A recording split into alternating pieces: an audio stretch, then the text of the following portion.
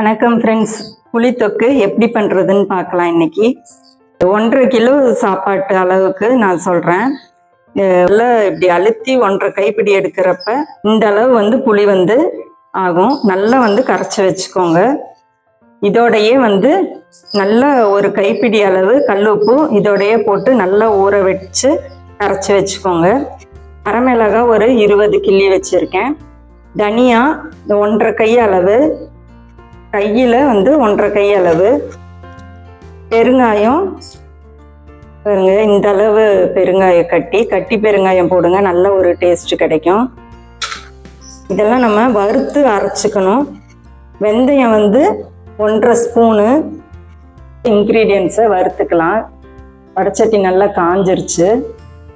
First பெருங்காயத்தை போட்டு அதை வறுத்து எடுத்துக்கலாம். நல்லா இப்படி அழுத்தி விட்டோம்னா நல்லா நீட்டாக பொரிஞ்சிடும். அது இதோடைய நம்ம மற்ற இன்க்ரீடியன்ஸ் எல்லாம் போட்டுக்கலாம். தனியாவும் வெந்தயமும் போட்டிருக்கு. வரமிளகாய் நம்ம லாஸ்ட்டில் லைட்டாக சூடு பண்ணால் போதும். இதுவுமே லைட்டாக பொன்னிறமாக விட்டால் போதும். ட்ரையாகவே வறுத்துக்கோங்க, ஆயில் எதுவும் ஆட் பண்ண வேண்டாம்.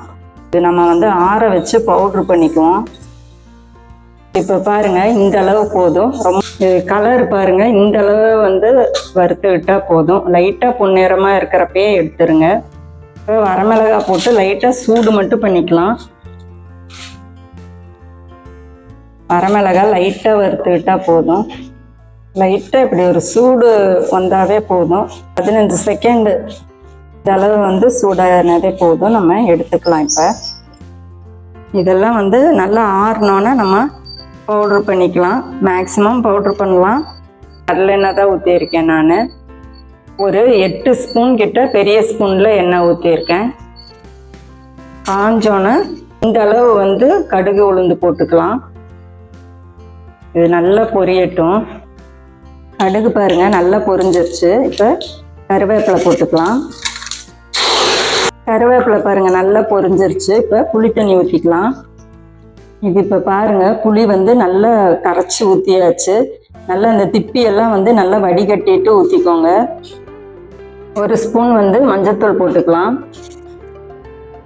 இது இப்போ அரைச்சிட்டு வந்துடலாம். இதையே பாருங்கள், புளி தொக்குக்கு இந்தளவு சுண்டிருச்சு. அரைச்ச மசாலா மேக்ஸிமம் அரைச்சிருக்கு. நீங்களும் மேக்ஸிமம் அரைச்சிக்கோங்க. இது இப்போ போட்டுடலாம். இதை நல்லா கலக்கி விட்டுறலாம்.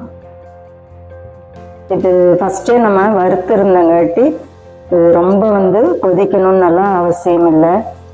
பச்சை வாசமெல்லாம் போகணுங்கிற அவசியம் இல்லை. நல்லா ஒரு கெட்டியாக கிரேவி மாதிரி ஆனோன்னே ஆஃப் பண்ணிடலாம். 2 கிளாஸ் அரிசிக்கு 3 ஸ்பூன் போட்டு பிசைஞ்சு பாருங்கள்.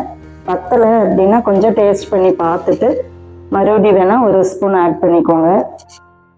அதே மாதிரி உப்பும் அப்பயே பார்த்துக்கோங்க. ஒரு 7 மினிட்ஸ் கொதிக்கட்டும். இந்த மசாலா இந்த புளி தொக்கோட கரெக்டாக இருக்கும்.